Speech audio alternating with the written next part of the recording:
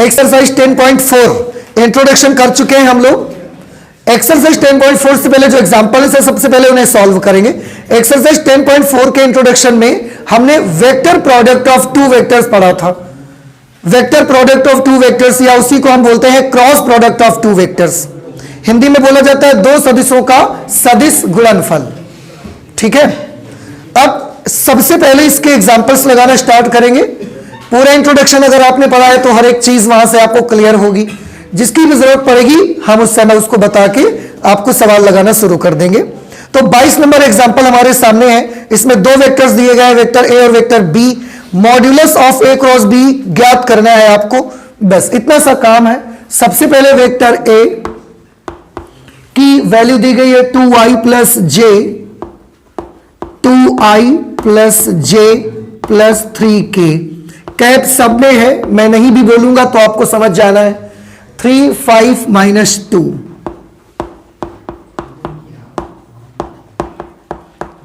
ये vector B है और आपको करना ये है modulus of vector A cross vector B की वैल्यू मालूम करनी है। ठीक है ना, सबसे पहले हम ए क्रॉस बी की वैल्यू मालूम करेंगे। वेक्टर ए क्रॉस वेक्टर बी, वेक्टर ए की वैल्यू है 2i cap plus j cap plus 3k cap cross vector B की वैल्यू है 3i cap plus 5j cap minus 2k cap. Cross product निकालने के दो प्रोसेस आपको इंट्रोडक्शन में बताए गए थे, जिनमें से एक प्रोसेस काफी कॉम्प्लिकेटेड था। हमने बोला था आप इससे मन कम करिएगा, मतलब उसका अगर मन हो कि आज इससे करेंगे, आप नहीं करो यार, उससे जो दूसरा वाला प्रोसेस है वो आसान है, उससे आप कर लो। और वो कौन सा मेथड था? Determinant method. उसमें पहली लाइन पे मुझे लिखना पड़ता है i cap j cap k cap. दूसरी लाइन पे जो वेक्टर पहले लिखा होगा उसके i cap j cap k cap के गुणांक 2 1 3, फिर 3 5 माइनस 2, फिर i कैप। अगर आप समझ गए हैं प्रोसीजर तो हम थोड़ा जल्दी कर सकते हैं। एक लाइन i कैप अगर लेंगे तो सबसे पहले क्षैतिज ऊर्ध्वाधर दोनों तरफ से i कैप ढक दिया जाएगा।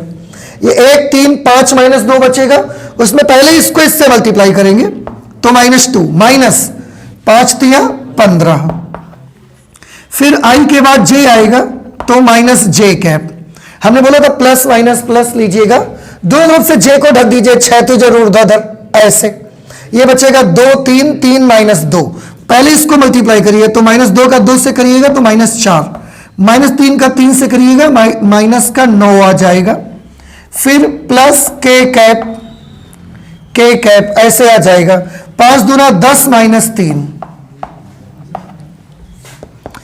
Minus 15 minus 2 minus 17 i cap, minus 4 minus 9 minus 13 हुआ, माइनस 13 और minus j plus 13j cap plus 7k cap. बउआ ये वैल्यू आई बेटा a क्रॉस b की। हमें a क्रॉस b नहीं, हमें a क्रॉस b का मॉड्यूलस चाहिए। तो modulus of vector a cross vector b, modulus कैसे निकालेंगे? अंडर रूट i के गुणांक का स्क्वायर j k के गुणांक का स्क्वायर। i का गुणांक 17, 17 का स्क्वायर 289, j 13 का स्क्वायर करिए 169 प्लस 7 का स्क्वायर करिए 49। जोड़ दीजिए भाई सबको, 9 9 18 9 27 के साथ हाथ लगे 3, 8 3 11, 6 17, 4 21। ठीक है ना, हाथ से लगे 2 2 2 4 और 1 5, अंडर रूट 517। कुछ गलती हो रही है। 9 3 27, हाथ से लगे 2, 8 2 10, 6 16, 4 20। ओ हाथ से लगे 2 2 2 4 और 1 5, अंडर रूट 507। ये वैल्यू आ गई mod of vector A cross vector B. समझ आ गया ना बेटा आपको? इसके बाद एग्जाम्पल नंबर 23 लिखा हुआ है। दो सदिश दिए गए हैं, सदिश वेक्टर ए प्लस वेक्टर बी और वेक्टर ए माइनस वेक्टर बी में से प्रत्येक के लंबवत मात्रक सदिश ज्ञात करिए। आपको इनके लंबवत मात्रक सदिश ज्ञात करना है। आप थोड़ा सा याद करिए, कल एक फॉर्मूला बताया गया था वेक्टर ए और वेक्टर बी के लंबवत मात्रक सदिश।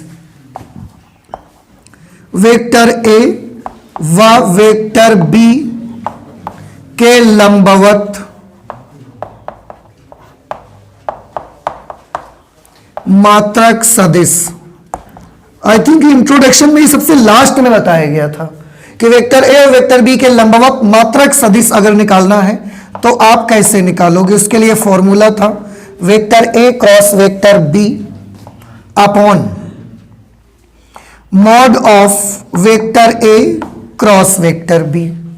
ठीक है, तो वेक्टर ए और वेक्टर बी के लंबवत, अगर आपसे इकाई सदिश पूछा जा रहा है, अगर आपसे मात्रक सदिश पूछा जा रहा है, तो आप ये फॉर्मूला यूज कर लेंगे। ठीक है ना। ओके, अब यहां पर हमें जो मात्रक सदिश पता लगाना है वो ए प्लस बी और ए माइनस बी के लंबवत मात्रक सदिश मालूम करना है। ठीक है, ये तो मैंने बता दिया कि जब भी कभी ऐसा कोई क्वेश्चन आएगा उसमें ये फॉर्मूला लगेगा। अब हम बताते हैं आपको, और आप देख सकते हैं वेक्टर ए का मान दिया गया है आई प्लस जे प्लस के, आई प्लस जे प्लस के। फिर इसके बाद दिया गया है बी की value i plus 2j plus 3k। B की वैल्यू दी गई है आई प्लस 2j प्लस 3k।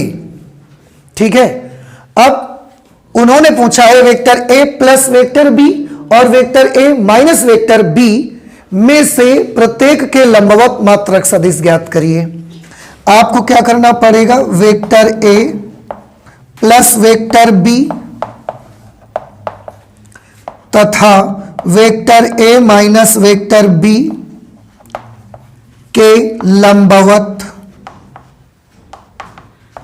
मात्रक सदिश, लंबवत मात्रक सदिश। तो जैसे ए और बी के लंबवत मात्रक सदिश ये था, वैसे इसके लंबवत और इसके लंबवत मात्रक सदिश क्या होगा।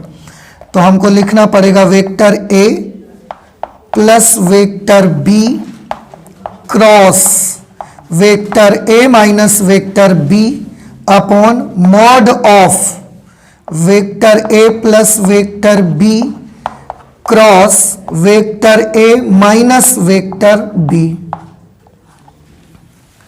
आपको करना यह है वेक्टर ए प्लस वेक्टर बी और वेक्टर ए माइनस वेक्टर बी का क्रॉस प्रोडक्ट निकालना है।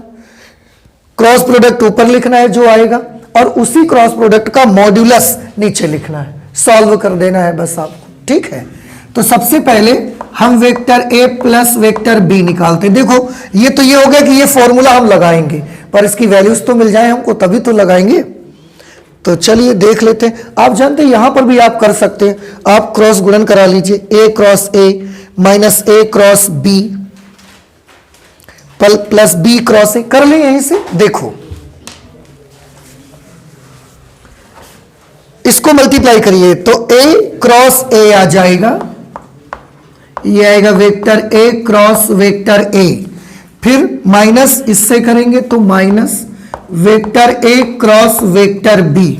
अब बी को इससे करिए तो plus vector B cross vector A, vector B cross vector A. फिर इसको इससे करेंगे तो minus vector B cross vector B upon modulus of, यहां पर भी तो वही चीज है ना बिल्कुल, तो पूरा यही टर्म्स आ जाएंगे यहां पर भी।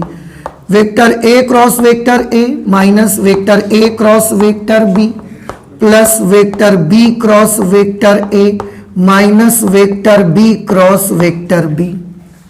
ध्यान से देखो ए क्रॉस ए और बी क्रॉस बी की वैल्यू क्या आएगी, उसी वेक्टर का उसी वेक्टर से क्रॉस प्रोडक्ट कैसा आता है, 0 आएगा। ठीक है, तो ए क्रॉस ए और बी क्रॉस बी की वैल्यू तो बेटा कैसे आ जाएगी, 0 हो जाएगी। रह जाएगा ये minus A cross B plus B cross A. हम माइनस ए क्रॉस बी को लिख सकते हैं बी क्रॉस ए। आप याद करिए क्रॉस प्रोडक्ट क्रम विनिमय नहीं होता है, इसलिए बी क्रॉस ए को हम माइनस ए क्रॉस बी लिखते हैं, तो माइनस ए क्रॉस बी को हम बी क्रॉस ए भी लिख सकते हैं।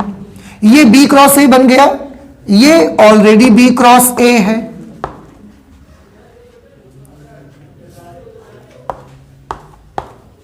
अपॉन, ऐसे यहां पर ये 0 हो जाएगा, ये 0 हो जाएगा, माइनस ए क्रॉस बी, ये बी क्रॉस ए लिख सकते हैं इसकी जगह पर, प्लस, और ये तो बी क्रॉस ए है ही, इसका मॉड्यूलस, ये B cross A plus B cross A, आपको नहीं लगता कि ये 2b क्रॉस ए बन जाएगा, 2b क्रॉस ए, ऐसे यहां पर ये बन गया 2b क्रॉस ए मॉड्यूलस, 2 का मॉड निकालेंगे बाहर आएगा, 2 से 2 कैंसिल हो जाएगा, यह आ जाएगा b cross A upon mod of b cross A. आपको इसको केवल सॉल्व करना है और आपका इसका जवाब आ जाएगा, और उसके लिए सबसे पहले b क्रॉस ए हमको निकालना पड़ेगा, इसको रख लीजिए। अब सबसे पहले b क्रॉस ए की वैल्यू निकालिए डिटर्मिनेंट मेथड से, i cap, j cap, k cap. सबसे पहले b के कोएफिशिएंट्स लिखे जाएंगे, 1 2 3, 1 2 3। अब a के लिखे जाएंगे 1 1 1, 1 1 1।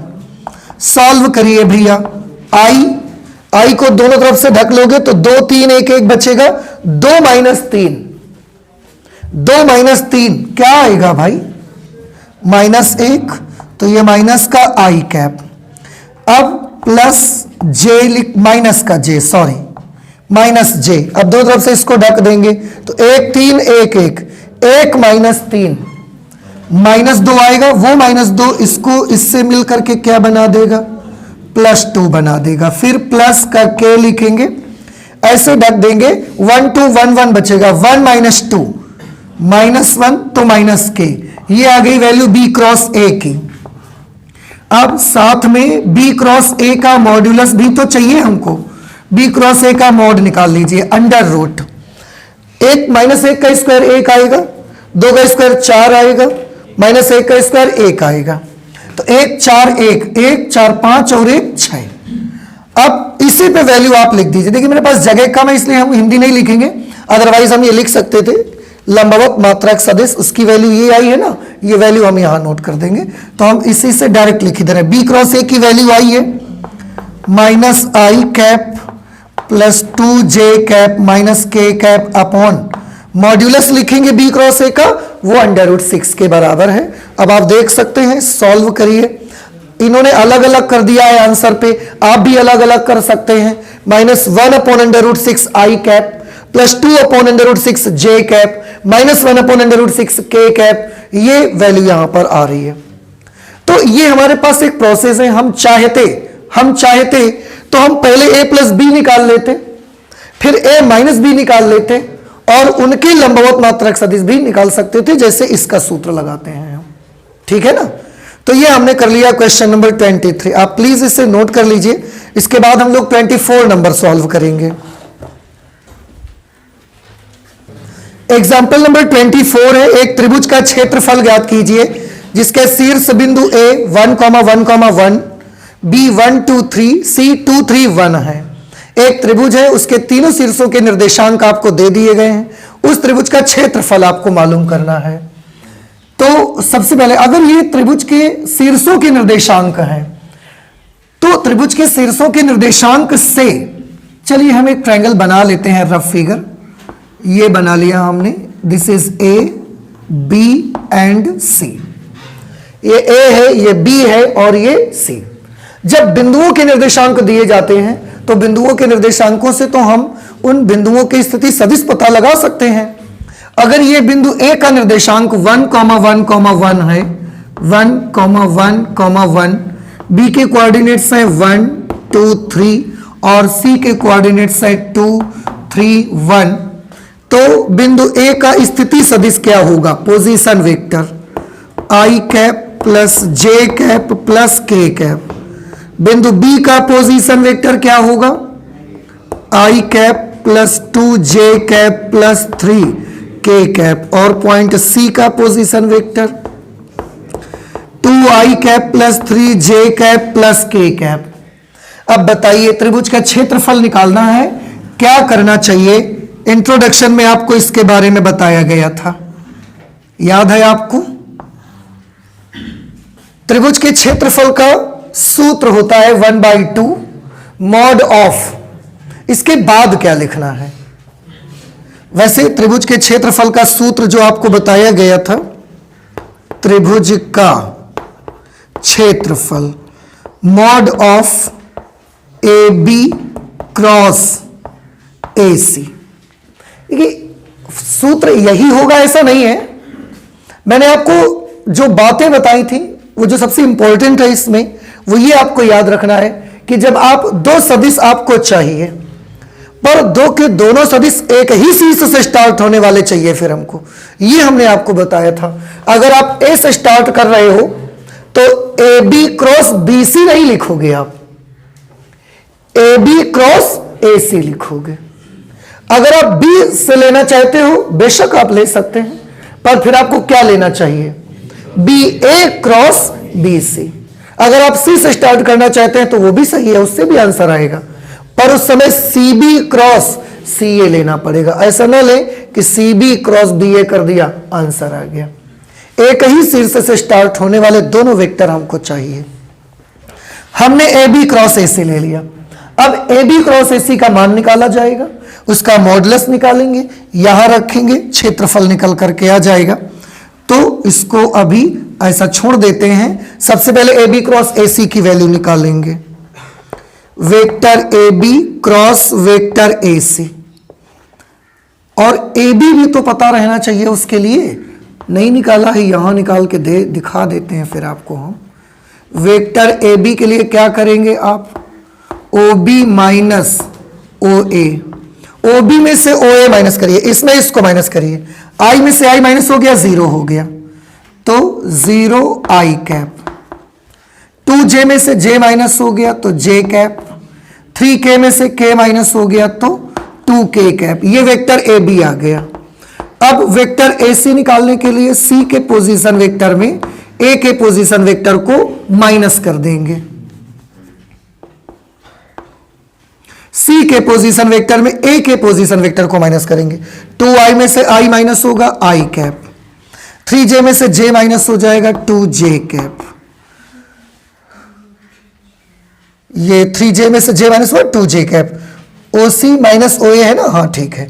k में से k माइनस करेंगे तो 0k कैप। ये एक c वेक्टर आ गया। AB वेक्टर सबसे ऊपर तो मुझे i कैप, j कैप और k कैप ही लेना पड़ेगा। अब सबसे पहले AB वेक्टर है तो AB वेक्टर के गुणांक ले लीजिए, 0 1 2 0 1 2। अब AC वेक्टर के कोएफिशिएंट्स ले लीजिए, ये AC वेक्टर यहां पर निकल के आया है, देखिए 1 2 0 1 2 0। सॉल्व करिए भाई इसको, vector AB cross vector AC। सबसे पहले I लिया जाएगा, सॉल्व करेंगे तो 1 माइनस नहीं सॉरी 0 माइनस 4, ये आ जाएगा -4 I कैप। फिर माइनस j लिखा जाएगा, माइनस के साथ j को ढक लीजिए दोनों तरफ से, तो 0 माइनस 2, ये आ जाएगा +2j कैप, क्योंकि एक माइनस रहेगा, एक -2 और आएगा। k वाली टर्म आएगी तो ये ऐसे ढक दिया जाएगा, 0 माइनस 1 माइनस k कैप। ये आ गया ए बी क्रॉस ए सी। अब ए बी क्रॉस ए सी का मॉड्यूलस निकाल लीजिए। मॉड्यूलस निकालना आप सबको आता है, 4 चौके 16, 2 दूना 4 1, 16 4 20 और 1 21, √21। ये मॉड्यूलस आ गया। इसलिए त्रिभुज का क्षेत्रफल, त्रिभुज ए बी सी का क्षेत्रफल A is equal to 1/2 mod of A B cross A C. Mod of A B cross A C की वैल्यू आई है √21। बस ये हमारा जवाब हो गया, √21/2। ये त्रिभुज के क्षेत्रफल का मान निकल करके आ गया है। अब आप बताएं आपको समझ में आया कि नहीं आया भाई? ठीक है, इसके बाद बेटा आ जाइए एग्जाम्पल नंबर 25। उस समांतर चतुर्भुज का क्षेत्रफल ज्ञात करिए जिसकी संलग्न भुजाएं, समांतर चतुर्भुज की संलग्न भुजाओं के सदिश दिए गए हैं। Vector A is equal to 3 + j + 4k। 3i cap plus j cap plus 4k cap, ये वेक्टर ए की वैल्यू दी गई है। Vector B i cap minus j cap, i cap minus j cap plus k cap, ये जो दो सदिश है ना, ये दोनों ही सदिश एक समांतर चतुर्भुज की दो संलग्न भुजाओं के सदिश हैं। कैसे, थोड़ा सा एक फिगर ना हम आपको छोटा सा बना के दिखाते हैं। देखिए, ये इस तरह से बउआ, एक सदिश ये वाला है और एक सदिश ये वाला है, संलग्न भुजाओं के सदिश वेक्टर ए और वेक्टर बी। अब क्योंकि ये समांतर चतुर्भुज है, इसलिए ये वाला सदिश भी क्या हो जाएगा, वेक्टर ए, और ये वाला वेक्टर भी बन जाएगा वेक्टर बी। फिलहाल हमको तो समांतर चतुर्भुज का क्षेत्रफल चाहिए। क्या होता है समांतर चतुर्भुज के क्षेत्रफल का सूत्र? अगर उसके संलग्न भुजाएं वेक्टर ए और वेक्टर बी के रूप में दी जाएं तो आंसर है mod of A cross B, केवल उसकी वैल्यू आती है। ठीक है ना? क्यों आती है ये समझ में आ गई थी आपको पिछली क्लास में? ठीक है, चलिए, तो हमको mod of A cross B चाहिए। आप केवल ए क्रॉस बी पहले तो निकालिए भाई, ए क्रॉस बी। ए क्रॉस बी के लिए आई कैप, जे कैप, के कैप। अब ए के गुणांक लीजिए, 3 1 4, 3 1 4। बी वाले लीजिए, 1 माइनस 1 1, 1 माइनस 1 1। सबसे पहले आई कैप का टर्म लेंगे, इसको ढक देंगे। 1 माइनस माइनस 4, 1 माइनस माइनस 4 यानी कि 1 प्लस 4, और 1 प्लस 4 क्या हो जाएगा, 5 आई कैप। आ जाएगा या मैं पूरा लिख के बताऊं आपको? आ जाएगा। ये तो क्लास 11th में भी आपने सॉल्व किया है। और अगर आप एक मैथमेटिक्स स्टूडेंट हैं, अगर क्या है ही, तो डिटर्मिनेंट आपने पढ़ी हुई है, मैथमेटिक्स स्टूडेंट तभी तो मैथ पढ़ रहे हैं। तो आप जैसे इसको ढकेंगे 1 माइनस माइनस 4, तो मैथमेटिक्स में डिटर्मिनेंट भी आपने पढ़ी है, वहां से भी आप जानते हो। जे वाले को देखिए, ऐसे ढक देंगे, 3 4 1 1, 3 माइनस 4 माइनस 1 बचेगा, तो ये आ जाएगा प्लस जे कैप। काहे? क्योंकि ये माइनस लेंगे और अंदर भी माइनस आएगा तो प्लस कर देगा। के लिए देखिए, माइनस 3 माइनस 1 माइनस 4 के कैप, ये आ गया वेक्टर ए क्रॉस वेक्टर बी। अब समांतर चतुर्भुज का क्षेत्रफल, समांतर चतुर्भुज का क्षेत्रफल, इसका फॉर्मूला होता है mod of A cross B. अगर वेक्टर ए और वेक्टर बी समांतर चतुर्भुज के संलग्न भुजाओं के सदिश हैं तो, अब अगर आप वेक्टर ए क्रॉस वेक्टर बी का मापांक निकाल देते हैं तो बस वही समांतर चतुर्भुज का क्षेत्रफल आ जाएगा। ए क्रॉस बी की वैल्यू ये है, इसका मापांक निकालिए। 25 1 26 और 16 42 अंडर रूट 42 क्षेत्रफल है, इसलिए आप चाहें तो इसमें स्क्वायर यूनिट लिख सकते हैं। ये सही है ना, अंडर रूट 42? ठीक है, इसमें भी आप स्क्वायर यूनिट लिख सकते थे क्योंकि ये एरिया निकाल रहे हैं आप। इस तरह से ये 25 नंबर क्वेश्चन हो गया, 25 नंबर एग्जाम्पल हो गया। एग्जाम्पल नंबर 26 नहीं है, वो एक्सरसाइज आ जाएगी अभी। मुझे लगा कि एग्जाम्पल 26 होगा क्योंकि मेरे सामने उस समय आगे का पेज नहीं था। एक्सरसाइज 10.4,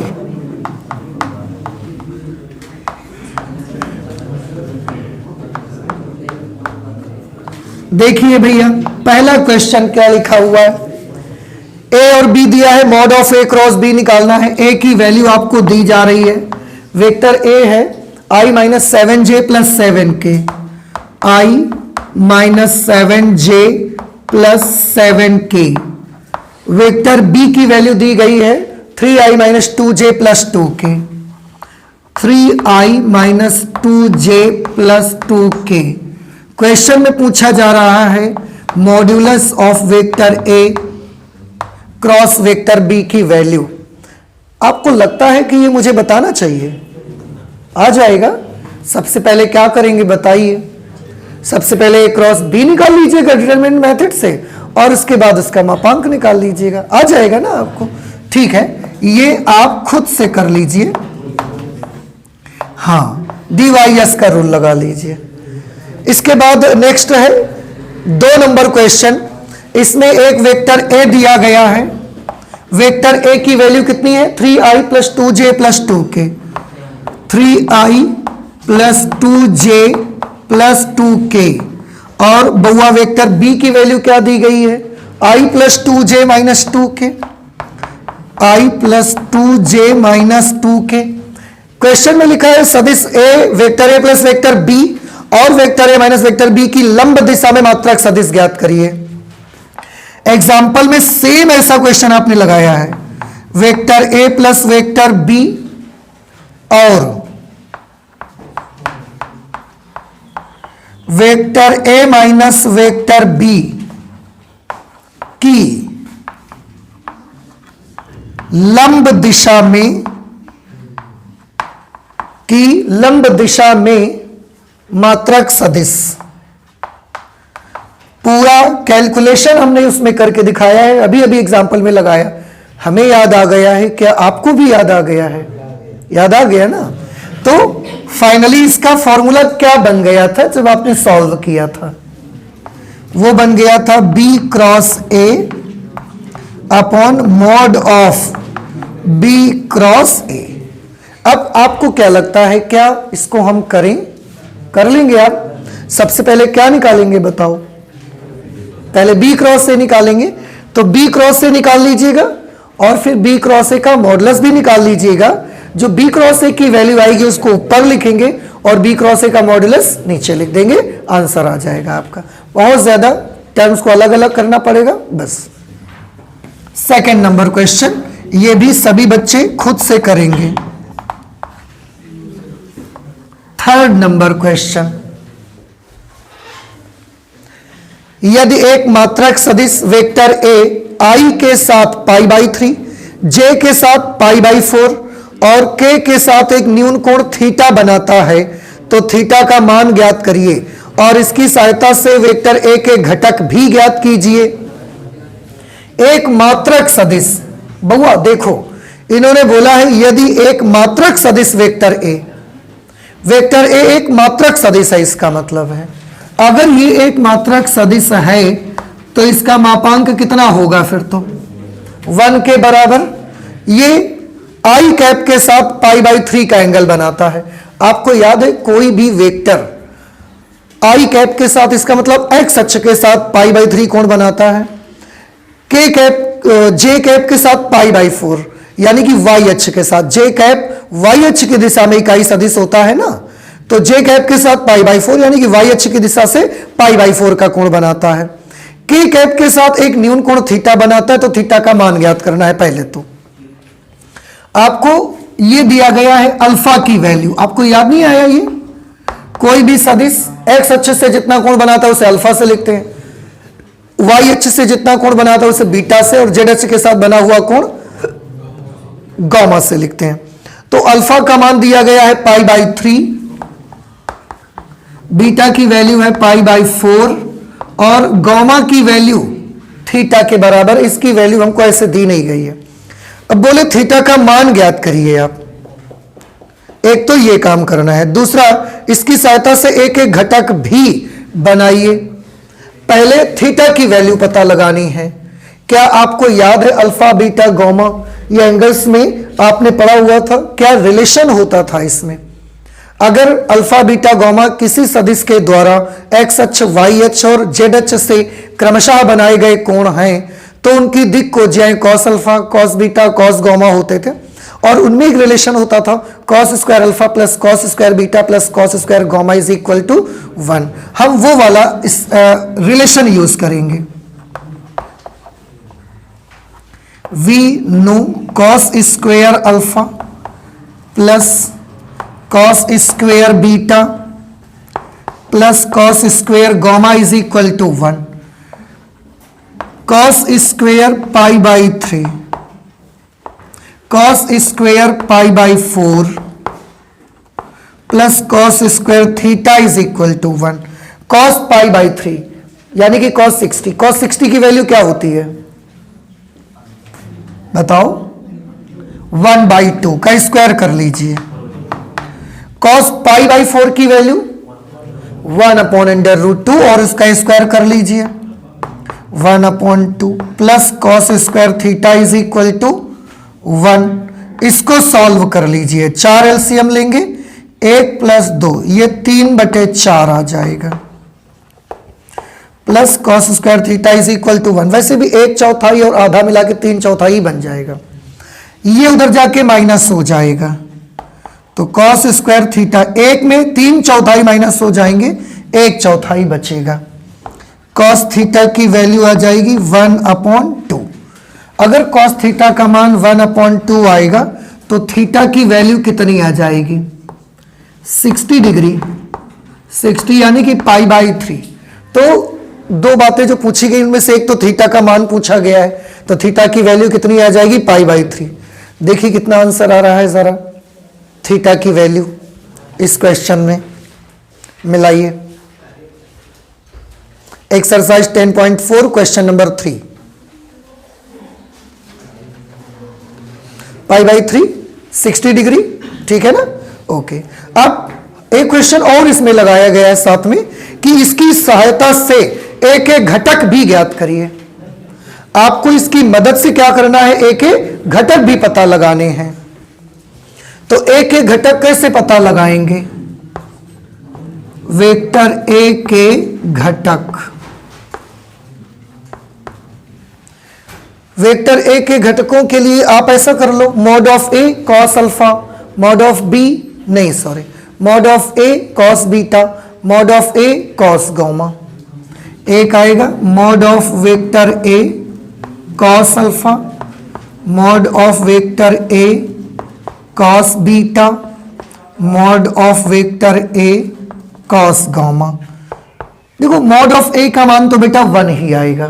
कॉस अल्फा की वैल्यू क्या होगी? अल्फा यानी कि π/3, π/3 60 डिग्री, कॉस 60 का मान 1/2। मॉड ऑफ ए की वैल्यू 1 आएगी, कॉस बीटा कॉस π/4 1/√2। इसकी वैल्यू 1, कॉस गामा, गामा भी π/3 है, ये भी 1/2 आ जाएगा। ये उसके घटक आ जाएंगे। देखिए घटक में क्या दे रहे हैं, ठीक है ना? तो ये एक बड़ा अच्छा क्वेश्चन है। सबसे पहले फिर से आप इसको एक बार से देखिए कि इसमें किया क्या है हमने। एक वेक्टर हमको दिया गया है, वेक्टर ए, ये एक इकाई सदिश है। इकाई सदिश है, मात्रक सदिश है, इसका मापांक कितना होगा? 1 के बराबर। इन्होंने दिया कि ये वाला जो मात्रक सदिश है ये एक्स अक्ष के साथ, वैसे डायरेक्टली एक्स अक्ष नहीं बोला, आई कैप उन्होंने बोला, बट अब आप इतना तो समझते हो ना कि आई कैप एक्स अक्ष की दिशा में रहता है, तो आई कैप के साथ π/3, जे कैप के साथ π/4 और के कैप के साथ थीटा कोण बनाता है। तो आई कैप के साथ π/3 मतलब अल्फा दे दिया, जे कैप के साथ π/4 मतलब बीटा दे दिया, और के कैप के साथ थीटा दे दिया, तो हमने थीटा लिख दिया। सबसे पहले हमने एक रिलेशन यूज किया, cos square alpha plus cos square beta plus cos square gamma is equal to 1। Solve करके वहां से थीटा की वैल्यू पता लगा ली, एक आंसर हमारा आ गया यहां से। इसके बाद उन्होंने बोला जो ये वेक्टर है ना, इसके घटक बताइए। आप इसके घटक बताएंगे, यानी कि अदिश घटक। आप किसी वेक्टर के दो प्रकार के कंपोनेंट होते हैं ना, स्केलर कंपोनेंट और वेक्टर कंपोनेंट। अदिश घटक अगर आपको बताने, अगर आपको अल्फा बीटा और गामा मालूम है, अदिश घटक बताने हैं किसी वेक्टर के, तो आप कैसे बताओगे? उस वेक्टर का मापांक इंटू कॉस अल्फा, उस वेक्टर का मापांक इंटू कॉस बीटा, उस वेक्टर का मापांक इंटू कॉस गामा। इस तरीके से उसके कंपोनेंट्स आप बता सकते हो। अब यहां पर अच्छी बात तो यह है कि वेक्टर एक, क्योंकि एक इकाई सदिश है, एक मात्रक सदिश है, इसलिए इसका मापांक एक ही रहा हर जगह, ये एक ही रहा। बस cos alpha cos beta cos gamma के मान हमें दे देने पड़े। अगर यही सदिश घटक पूछ लिए जाते, सदिश घटक, तो इसके साथ आई कैप लगा देते, इसके साथ जे कैप लगा देते, और इसके साथ क्या लगा देते? के कैप लगा देते हम, सदिश घटक आ जाते। और उसके भी ऊपर एक स्टेप चलेंगे, अगर वेक्टर ए पूछ लिया जाता तो हम कैसे लिखते हैं इसको? 1/2 आई कैप प्लस 1/√2 जे कैप प्लस 1/2 के कैप, वेक्टर ए भी बन जाता। तीन चीजें फिर से सुनिए, ये वेक्टर ए के क्या है? अदिश घटक है। अगर इनके सदिश घटक पूछते तो कैसे बताते हम? इनके साथ आई कैप जे कैप के कैप लगा देते, ठीक। अगर हमसे वेक्टर ए ही पूछ लेते पूरा, तो सदिश घटकों को जोड़ के लिख देते हैं 1/2 आई कैप प्लस 1/√2 जे कैप प्लस 1/2 के कैप, वेक्टर ए बन जाता हमारा। अल्फा बीटा गामा अगर पता है तब ये प्रोसीजर आपको यूज करना है, ठीक है। आप नोट कर लीजिएगा, फिर भी कोई प्रॉब्लम आती है तो आप फिर से बताइएगा हमको, ठीक है ना। नोट कर ले जल्दी से आप इसे। क्वेश्चन नंबर 4 में है, दर्शाइए कि vector A minus vector B cross vector A plus vector B is equal to 2 vector A cross vector B. अभी करा है वैसे हमने इसको, जब ये दो सवाल आए थे ना, एक एग्जाम्पल में करना पड़ा, एक एक्सरसाइज में आया था, तो जब एग्जाम्पल में आया था तो हमने किया था, जिसमें आ गया था ए प्लस बी और ए माइनस बी की लंब दिशा में मात्रक सदिश ज्ञात करिए।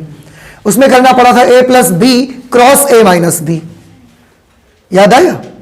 ए plus B cross a minus b करना पड़ा था ना, और a plus B cross a minus b का मान क्या मिला था? 2b क्रॉस ए। पता नहीं, याद ही नहीं रहता आपको। इसमें करना पड़ रहा है a minus B cross A plus B, तो इसकी वैल्यू 2a क्रॉस बी आ रही है, ठीक है, क्योंकि उसमें ये पहले था ये बाद में है। सेम वही चीज करना पड़ेगा, तो हम इसका लेफ्ट हैंड साइड ले लेते हैं। लेफ्ट हैंड साइड में है vector a minus vector b cross vector a plus vector b। चलिए क्रॉस मल्टीप्लीकेशन करिए, a को क्रॉस मल्टीप्लीकेशन a से करिए, vector a cross vector a को b से करिए, vector a cross vector b minus b को a से करिए, minus b cross vector a minus b को प्लस b से करिए, तो minus b cross vector b। देखो a क्रॉस वेक्टर a और vector b cross vector b, एक वेक्टर का उसी वेक्टर से क्रॉस प्रोडक्ट करना ये 0 देता है आपको, तो ये दोनों के मान कैसे हो जाएंगे? 0।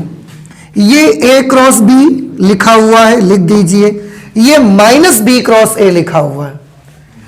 हम इसको प्लस बना के लिखना चाहते हैं, माइनस b क्रॉस a को लिख सकते हैं हम प्लस a क्रॉस b, क्योंकि सदिश गुणनफल क्रम विनिमय नहीं होता। a क्रॉस b की value minus b cross a के बराबर होती है, तो जहां माइनस b क्रॉस a लिखा है वहां पर प्लस a क्रॉस b तो लिख सकते हैं ना हम। अब a cross b plus a cross b मिलके क्या आ जाएगा? 2 vector a cross vector b, और इस तरीके से ये आ गया राइट हैंड साइड। दक्षिण पक्ष क्या बोलते हो, ऐसी ना, दक्षिण पक्ष, वाम पक्ष, ऐसा कुछ कहा जाता है ना। चलिए 5 नंबर को देखिए, लैम्डा और म्यू ज्ञात करिए अगर this vector cross this vector is equal to 0। बहुत आसान है बेटा, आप बस करना स्टार्ट तो करिए। 5 नंबर पे 2i plus 6j, 2i plus 6j, 2i plus 6j plus 27k, और बीच में क्रॉस का साइन लगा हुआ है। दूसरा वेक्टर है i cap plus lambda J cap plus mu K cap, lambda J cap plus mu K cap is equal to 0 vector. देखो बउआ, ये इसका क्रॉस प्रोडक्ट 0 वेक्टर के बराबर दिया गया है, ठीक है। हम दो सदिशों का क्रॉस प्रोडक्ट कैसे निकालते हैं? Determinant method. तो डिटर्मिनेंट मेथड आप लगाइए, आई कैप जे कैप के कैप, इन दोनों का क्रॉस गुणा नहीं तो करना है आपको, करिए। आई ये 2 6 27, अब इसके गुणांक ले लीजिए तो 1 लैम्डा म्यू, और बराबर के इधर कौन है? वेक्टर 0, ठीक है ना। सॉल्व करो भैया इसको। सबसे पहले आई कैप वाली टर्म तो ऐसे ढक लेंगे, 6 mu minus 27 lambda, 6 mu minus 27 lambda i cap, ठीक है ना भैया। अच्छा जे वाली टर्म बेटा लीजिए, ऐसे ढक लेंगे, 2 म्यू माइनस 27, 2 म्यू माइनस 27, यहां माइनस जे लिखा जाएगा, और यह आएगा 2 म्यू माइनस 27 जे कैप, फिर प्लस आएगा के साथ 2 lambda minus 6, 2 lambda minus 6 K cap is equal to zero vector. बउआ देखो ये वेक्टर जीरो लिखा है ना, क्या आपको नहीं लगता कि वेक्टर जीरो को हम लिख सकते हैं जीरो आई कैप प्लस जीरो जे कैप प्लस जीरो के कैप? बताइए कर सकते हैं कि नहीं कर सकते? वेक्टर जीरो, कोई भी सदिश जीरो तभी हो सकता है जब उसके आई कैप, जे कैप और के कैप तीनों के गुणांक जीरो हों। समझ रहे हैं? अगर किसी सदिश में आई कैप और जे कैप के गुणांक जीरो हैं पर के कैप का गुणांक जीरो नहीं है तो वो वेक्टर कभी भी जीरो नहीं हो सकता है, याद रखिएगा। तो अगर एक वेक्टर जीरो है इट मींस उसके आई कैप, जे कैप और के कैप के कोएफिशिएंट्स सब के सब जीरो जीरो जीरो के बराबर हैं। तो हम इसको ऐसा तो लिख सकते हैं ना। अब आप देखिए left hand side, right hand side both are equal to each other. अगर दो सदिश एक दूसरे के बराबर होते हैं तो क्या रूल आप लगाते हैं? इक्वलिटी ऑफ टू वेक्टर्स आपने पढ़ा था कि यदि वेक्टर ए और वेक्टर बी दो सदिश आपस में बराबर हैं तो क्या रूल उनमें लगता था? उनके, आपको याद होगा, उनके संगत अदिश घटक आपस में कैसे होने चाहिए? बराबर होने चाहिए। आप एक काम करिए, हमको लैम्डा और म्यू चाहिए, अदिश घटक बराबर करने हैं। मैं एक काम करूंगा, या अब देखो ये किसके बराबर आएगा? जीरो। इसके आई कैप का गुणांक क्या है? 6 mu minus 27 lambda is equal to 0। इसका जे कैप का गुणांक क्या है? बताइए जे कैप का कोएफिशिएंट क्या है? -2 म्यू माइनस 27। मैंने इसको प्रवेश करवा दीजिए अंदर आप, तो -2 mu plus 27 is equal to 0, equation number 2। और के कैप का कोएफिशिएंट है 2 lambda minus 6 is equal to 0, equation number 3। आपको लैम्डा और म्यू चाहिए, आप कुछ मत करिए, बस समीकरण 2 और समीकरण 3 को सॉल्व कर दीजिए, लैम्डा और म्यू मिल जाएगा आपको। समीकरण 2 से ये देखो -2 mu plus 27 is equal to 0, इसका मतलब 2 म्यू इज इक्वल टू 27 और म्यू इज इक्वल टू 27/2, ये म्यू की वैल्यू आ गई। इसी तरह से इक्वेशन नंबर 3 आप अगर लेते हैं, समीकरण 3 से 2 lambda minus 6 is equal to 0, तो 2 लैम्डा इज इक्वल टू 6 आ गया। इस तरह से लैम्डा इज इक्वल टू 3 आ जाएगा। तो म्यू की वैल्यू 27/2 आएगी और लैम्डा की वैल्यू कितनी आ जाएगी? 3 के बराबर आ जाएगी। ठीक है, इस तरह से ये हमारा क्वेश्चन नंबर 5 हो गया, जिसमें लैम्डा और म्यू की वैल्यूज आपको मालूम करनी थी। इसके बाद क्वेश्चन नंबर 6 करना है। आप ऐसा करिए, इसको नोट कर लीजिए, फिर करते हैं क्वेश्चन नंबर 6। क्वेश्चन नंबर 6 में है, दिया हुआ है कि a dot B is equal to 0 और a cross B is equal to vector 0। सदिश a और b के बारे में आप क्या निष्कर्ष निकाल सकते हैं? देखिए भाई, दो कंडीशन यहां पर दी गई है। एक तो a डॉट बी 0 दिया गया है और इसके बाद a क्रॉस b भी 0 दिया गया है। तो बोले अगर इतनी चीजें दी जाएंगी तो फिर आप वेक्टर a और वेक्टर b के बारे में क्या कह सकते हैं, क्या निष्कर्ष निकाल सकते हैं? a डॉट बी 0 होना, a डॉट बी अगर 0 है इसका क्या मतलब है? इसके दो मतलब है। पहला तो ये कि या तो वेक्टर a 0 होगा, या तो वेक्टर a 0 होगा, या फिर वेक्टर b 0 होगा, या फिर दोनों ही 0 होंगे। और दूसरा ये भी हो सकता है कि इनके बीच का एंगल कितना होगा? 90 डिग्री। तभी तो a डॉट बी 0 हो सकता है। a डॉट बी अगर 0 है इसका मतलब है या तो वेक्टर a 0 है या तो वेक्टर b 0 है, और अगर दोनों में से कोई भी 0 नहीं है इसका मतलब फिर जरूर उनके बीच का कोण कितना होगा? 90 डिग्री का होगा, इसलिए a डॉट बी 0 आ रहा है। इसी तरह से a क्रॉस b 0 है, a क्रॉस b 0 होगा, इसका मतलब है या तो a 0 होगा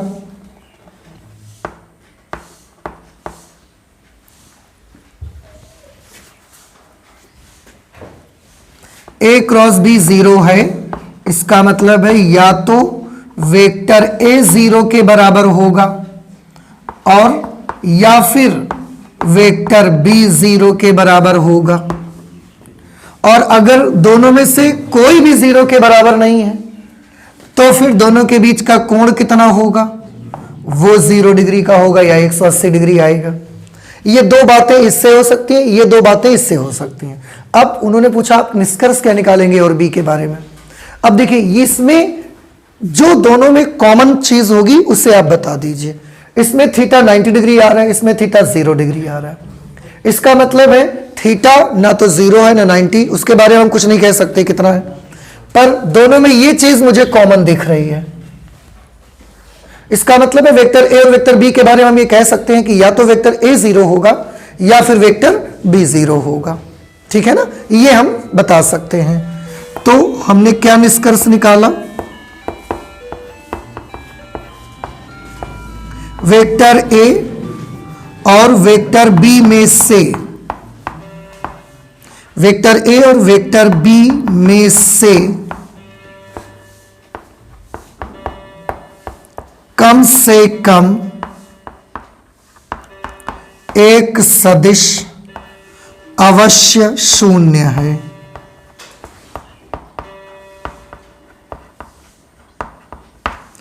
समझ में आया? ये हमने वेक्टर ए और वेक्टर बी के बारे में निष्कर्ष निकाला।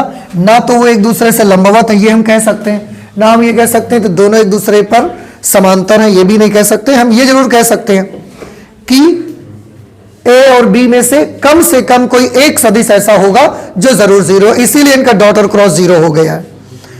इसके बाद 7th नंबर एक्सरसाइज का क्वेश्चन है 7th नंबर, जिसमें वेक्टर ए और वेक्टर बी, वेक्टर सी, इनके मान दिए गए हैं।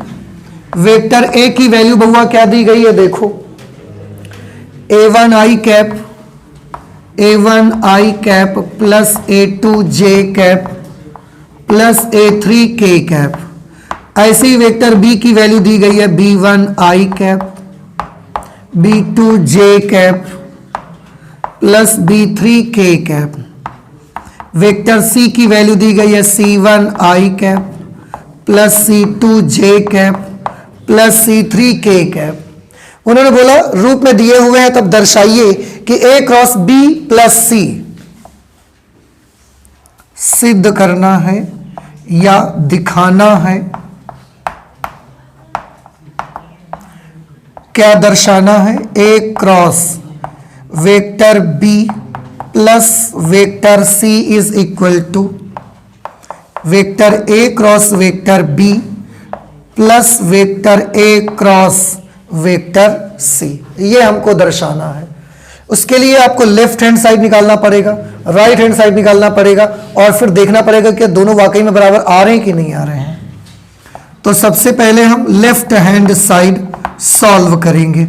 लेफ्ट हैंड साइड पे a cross b plus c है, तो a की जगह पर हम वैल्यू लिखेंगे। a की जगह पर क्या आएगा, a1 i cap plus a2 j cap plus a3 k cap cross, ये तो हमने वेक्टर a की जगह पर लिख दिया, क्रॉस लगाया b प्लस c, b और c को जोड़ के लिख देंगे। अब हम तो b और c को जोड़ के लिखेंगे तो क्या बनेगा, b1 plus c1, b1 plus c1 i cap, b2 plus c2 j cap plus b3 plus c3 k cap.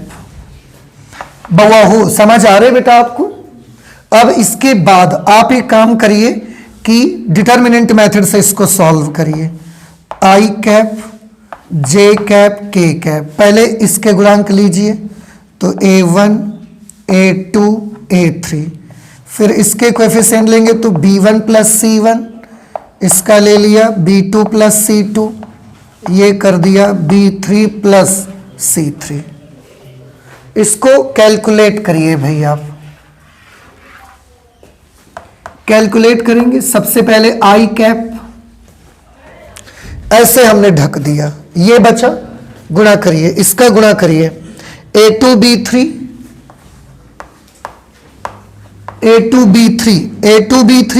Plus a2c3 plus a2c3 minus, अब इसको इससे गुणा करेंगे a3b2 माइनस a3c2 बउआ ये बताओ, ये समझ आया कि नहीं आया आपको? ऐसे ढक दिया A2B3 plus A2C3 minus A3B2 minus A3C2। फिर J कैप की बारी आएगी प्लस J कैप, दोनों साइड से J कैप को कवर करना पड़ेगा आपको, ये नंबर बच जाएंगे A1B3 plus A1C3, A1B3 plus A1C3 minus ऐसे ढक गया है ना, minus A3B1 minus A3C1 minus A3B1 minus A3C1 plus K cap, K cap में ये ढक जाएगा तो ये 4 बचेंगे A1B2 plus A1C2, A1B2 plus A1C2 minus A1B2 plus A1C2 minus A2B1 minus A2C1 minus A2B1 minus A2C1। तो भैया ये लेफ्ट हैंड साइड आपका आ गया है, ये लेफ्ट हैंड साइड आया है। ऐसे ही हमने राइट हैंड साइड निकालना है। राइट हैंड साइड पे हमको 2 वैल्यूज चाहिए, A क्रॉस B भी चाहिए, A क्रॉस C भी चाहिए, और फिर दोनों का सम करना पड़ेगा। राइट हैंड साइड देखो, सबसे पहले राइट हैंड साइड में A क्रॉस B निकाल लीजिए बेटा, A cross B। A cross B के लिए I cap, J cap, K cap. A के गुणांक चाहिए A1, A2, A3, B में B1, B2, B3। सॉल्व करिए जब इसको A क्रॉस B, तो क्या पाएंगे आप, I को ढका A2B3 minus A3B2, A2B3 minus A3B2 I cap, minus इसमें J माइनस का नहीं आएगा, J माइनस का आएगा ना, प्लस माइनस प्लस होता है, माइनस J, दोनों तरफ से ढक लेंगे इसको A1B3 minus A3B1, A1B3 minus A3B1, फिर प्लस K कैप कर लिया हमने ऐसे, A1B2 माइनस A2B1। बउआ ये किसकी वैल्यू आ गई भैया, A क्रॉस B। अभी हमको A क्रॉस C भी चाहिए, तो अब A क्रॉस C निकाल लीजिए। A क्रॉस C के लिए I cap, J cap, K cap. A का कोएफिशिएंट A1, A2, A3, ये C1, C2 और C3। सॉल्व करिए, जब I ढकोगे तो A2C3 minus A3C2, A2C3 minus A3C2 I cap minus J cap.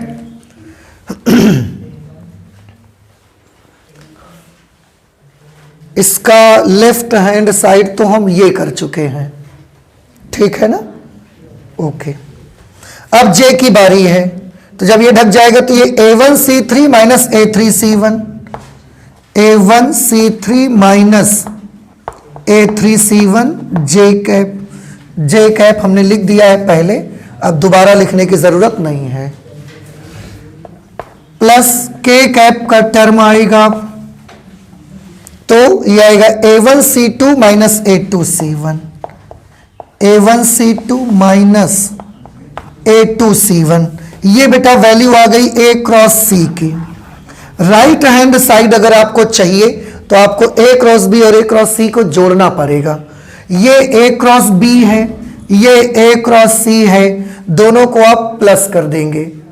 देखो ये एक तो हमारे पास जगह भी नहीं है, बची हुई है, और दूसरा जोड़ का काम आप कर सकते हैं, इसलिए आप करिएगा। इसको हम बता देते हैं कैसे करिएगा। A cross B plus A cross C लिखेंगे आप, और इनको जोड़ेंगे। जोड़ेंगे तो I वाला I से जुड़ेगा, J वाला J से, और K वाला K से। जब ये इससे जुड़ेगा, ये टर्म इससे, क्या आ जाएगा, ध्यान से देखिएगा। A2B3 plus A2C3 minus A3B2 minus A3C2, यही चीज बिल्कुल आ जाएगी।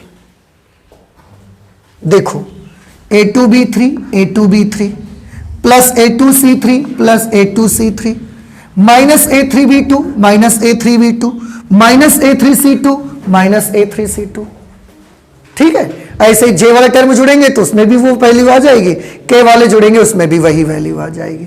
और इस तरह से आप देखेंगे कि आपकी जो लेफ्ट हैंड साइड की वैल्यू आई है वही वैल्यू राइट हैंड साइड में भी आएगी। समझ आ गया आप सभी को?